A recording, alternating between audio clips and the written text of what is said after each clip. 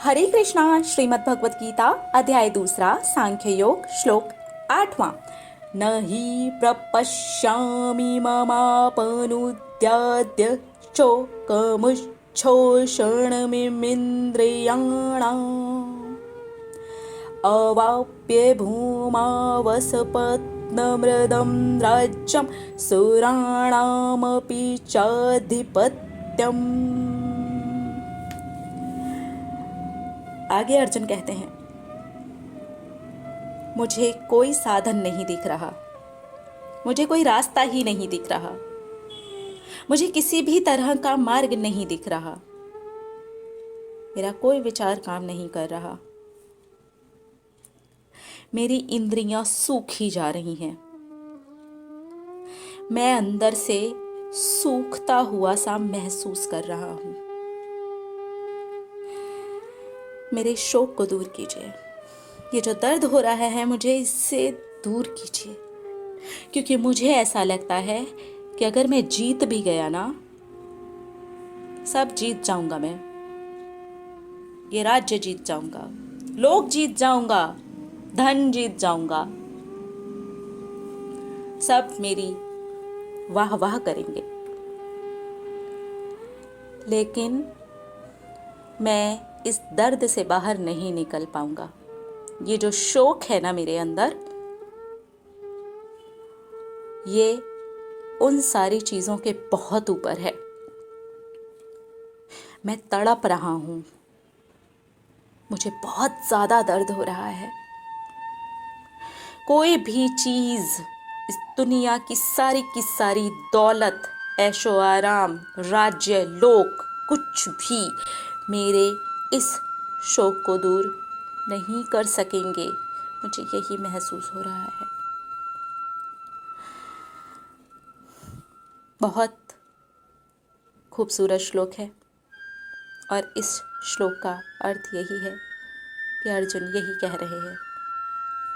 इसे हम अपने जीवन में बहुत आसानी से लगा सकते हैं ना। होता है ना ऐसा हमारे साथ, लगता है ना ये चीज़ हाथ से जा रही है, ये इच्छा हाथ से जा रही है, ये विचार बार बार जो आते हैं मेरे दिमाग में, इन्हें भी अगर मैंने निकाल दिया तो इससे जो छोटी मोटी खुशियां मुझे मिलती हैं वो भी नहीं मिली तो, और अगर ये वाली इच्छा, ये वाले सोच विचार, ये वाली आदतें, इनसे जुड़ने वाली खुशियां अगर मुझे नहीं मिली और उसके अलावा मुझे कुछ भी दे दो, कोठी, कार, बंगला, कुछ भी दे दो, नहीं अच्छा लगेगा। ये वाला जो दर्द है ना, ये नहीं निकलेगा। ये वाली जो इच्छा मैं मार करके बड़ी वाली इच्छा की तरफ अगर चला भी जाता हूँ, चली भी जाती हूँ, तो भी ये जो छोटी वाली इच्छा है ना, जिससे मुझे ऐसा लगता है कि दुनिया की सबसे बड़ी खुशी मिलने वाली है, ये जो दर्द दे रही है ना मुझे अभी, तब मुझे कुछ भी दे दो, ये दर्द नहीं निकलने वाला। होता है ना ऐसा। अभी अगर हमें हमारी प्रिय इच्छा को छोड़ना पड़े, प्रिय आदत को छोड़ना पड़े, प्रिय विचारों को भी छोड़ना पड़े, सब छोड़ना पड़े, और उसके बाद ऐसा लगे कि अगर ये इच्छा छोड़ते हैं तो कोई बहुत बड़ी चीज मिल सकती है हमें, क्योंकि हम युद्ध में खड़े हुए हैं, अगर हम जीत गए तो हमें वो मिलेगी ही मिलेगी, और वो बहुत बड़ी चीजें हैं। लेकिन ये जो हमारी मुट्ठी में है, जो हमें लगती है कि यही तो हमारा जीवन चला रही है, ये हमारे हाथ से चलेगी तो भाई ये दर्द तो कभी नहीं निकलेगा। वो बड़ी से बड़ी चीज भी मुझे वो सुख नहीं दे सकती जो ये मेरी मुट्ठी भर वाली चीजें मुझे दे रही हैं। लगता है ना हमें ऐसा। यहाँ पर जरूरत होती है गुरु की, यहाँ पर ही जरूरत होती है असली डॉक्टर की। हम बिल्कुल वैसे सोचते हैं जैसे कि एक डॉक्टर जब हमारा ऑपरेशन करता है तो हमें एनेस्थीसिया देता है, और अब हम ये सोच रहे हैं कि वो जो दर्द है वो तो बरकरार रह जाएगा। ऑपरेशन आपने मेरा कर दिया, उसके बाद तो मैं तो कट फट गया, दर्द ही दर्द है। वो दर्द कुछ भी कर लूंगा ना मैं, कुछ भी कर लूंगी ना मैं, वो दर्द से मैं उबर नहीं पाऊंगा। हम वो वाले मरीज होकर के सोच रहे हैं। अब एक थोड़ा सा समझदार अगर हम मरीज बन करके देखें और हम अपने डॉक्टर के ऊपर पूरा पूरा ट्रस्ट करें, तो क्या सचमुच में ऐसा होता है? ऑपरेशन के बाद में डॉक्टर हमें समय समय पर पेन किलर्स देते हैं ना, क्योंकि डॉक्टर को पता होता है, उन्होंने हमारा इलाज किया है, हमारे लिए क्या ज़रूरी है, क्या हमें समय समय पर देना है। लेकिन हम यही सोच करके बैठे हुए हैं। इसलिए यहाँ पर ना एक समझदार मरीज वाली भूमिका निभानी होगी। हमें ये समझना होगा, हम ऑपरेशन टेबल पर लेटे हैं, हमें एनेस्थीसिया दिया जा चुका है और हमारा ऑपरेशन हो रहा है।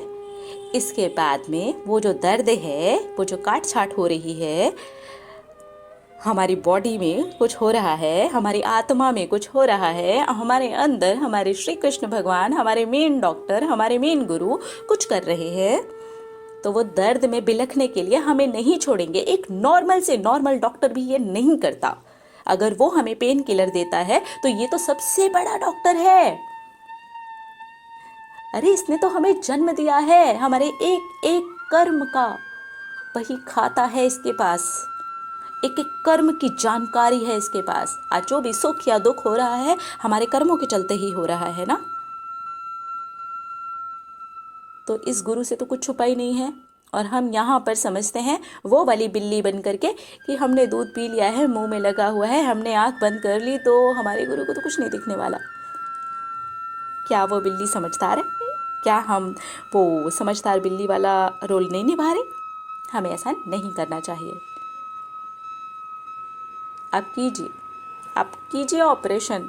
आप पर इतना भरोसा है, हमें पता है कि हमसे ज़्यादा आपको पता है कि कब पेन किलर देनी है, कब कौन से दर्द से हमें राहत दिलवानी है।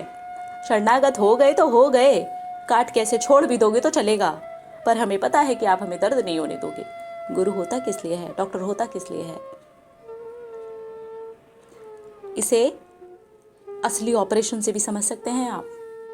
किसी का सचमुच में अगर ऑपरेशन हुआ हो तो आप खुद से भी ये जानकारी प्राप्त कर सकते हैं।